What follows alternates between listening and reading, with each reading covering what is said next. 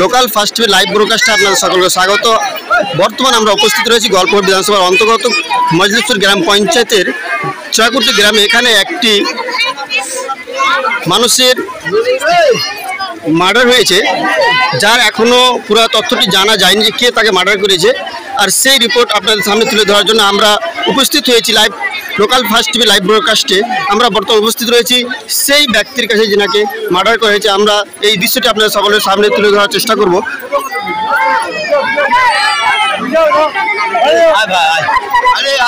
একটু সরবেন একটু।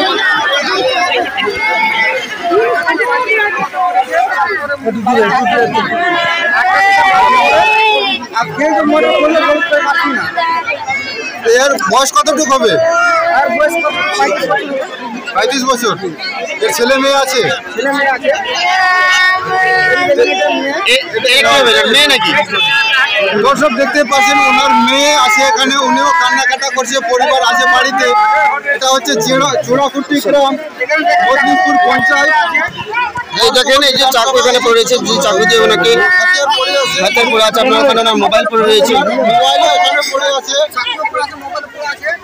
আর এখানে দেখছেন কি দর্শকের হুজুম রয়েছে তাকে দেখার জন্য, কিন্তু এখনো জানা যায়নি যে ইনাকে কে মার্ডার করেছে। তো সেই আর এখানে বর্তমান কোনো প্রশাসন লোক দেখতে পাচ্ছি না, এখনো পর্যন্ত কোনো প্রশাসন লোক এসে এখানে হাজির হয়নি। আর তেনারা আসলে পরে জানতাম যে এই এর পিছনে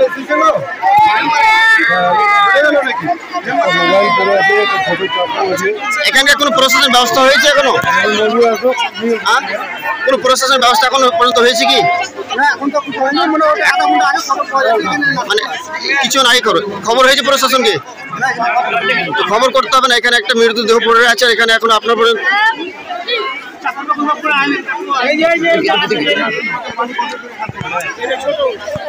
পাশে বাড়ি কি হয়েছিল তোমাদের? কোনো জমি নিয়ে ঝগড়া না কিছু নিয়ে ঝগড়া ছিল?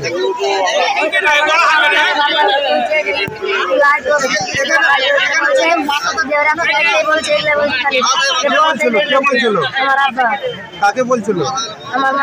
তোমার মাকে বলছিল? কি বলছিল তোমার মাকে? কেটে ফেলবো।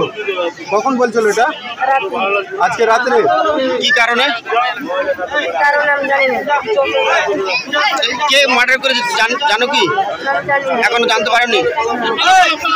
দর্শক এটা হচ্ছে ওর মেয়ে।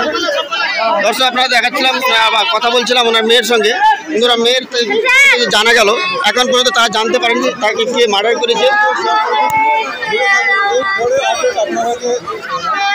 আপনারা জুড়ে থাকেন লোকাল ফার্স্ট টিভি লাইভ ব্রডকাস্টের সঙ্গে, আর এই চ্যানেলটিকে লাইক সাবস্ক্রাইব ফলো করে চ্যানেলটির সঙ্গে জুড়ে থাকেন।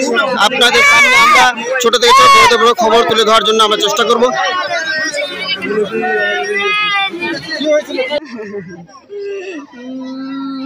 আচ্ছা, যিনি মারা গেল উনি আপনার কে হবে? আমার স্বামী। কি হয়েছিল ঘটনা? কি হয়েছিল যে কি করে কালকে আমাকে রান্না করতে পারতো, কালকে আমার পাথরের বাসক আছে, ইনফেকশন আছে, কালকে ডাক্তারের কাছে গিয়েছিলাম। আমার ননদকে সঙ্গে করে নিয়ে কি করে ইয়াতে 9টার সময় গিয়ে ওই 12টা ওখানে বেজে গেল। তো আমাকে আমার বাবার বাড়ি যেতে দিত না। তো আমি বললাম যে আমার মনটা তো খুব ভালো লাগে না, তো আমি যাবো, যদি চলে আসি আমি 3টা-4টা হতে ওখান থেকে আসলাম। তখন বলছে যে তুই আয়, তোকে মারবো। তুই গেলি কেন আমার বিনা কথার ইয়াতি? অনেক অদুখিত। আমার বাবার বাড়ি গেছিলাম, বাবার বাড়ি থেকে 3টার সময় বাবার বাড়ি থেকে চলে আসলাম। বাবার বাড়ি থেকে এসে আমাকে একটু ধুমকি দিলাম, ভয়ে আসিনি। তো ওখানে কী করে ওখানে ছিল আমার স্বামী। তো আমার স্বামীকে দেখলাম 9টার সময় যে কী করে সাইকেল নিয়ে গেল। সাইকেল নিয়ে এসে ফের আবার দেখলাম যে বাড়ি গেল। বাড়িতে তাও আমি আসিনি ভয়ে, দেখলাম যে ওখানে সাইকেলটা থাওয়া আছে, ওখান থেকে যাচ্ছি। তো আমি আর আসলাম না। ফোনে আমার ননদকে বললাম যে কী করে বাড়ি যাও, তো রাত 11:15টার সময়। তখন আমার ননদ বলছে যে বাড়িতে নাইখো না, বাড়িতে আছে, বলটল নিমা আছে, তো ওখানে কী করে বলটল নিমা আছে। তো বলছে শুয়ে আছে নাকি? আমি বলছি দেখো না, তা বলছে শুয়ে আছে। ফের ওনাকে ফোন লাগছে 1000 বারের ওপর থেকে আমি ফোন লাগাচ্ছি, কিন্তু ফোনটা রিসিভ করেনি। তো আমার মনটাতে হলো যে কী করে সাইকেল যেখানে যে কেউ সাইকেল নিয়ে যাবে, তো সাইকেলটা যে নাই তো কি হলো তাহলে? তো সাইকেলটা যে নাই, তো সাইকেলটা ওখানে রাখা আছে, বাড়িঘর সব ঝাঁপটাটি খোলা আছে।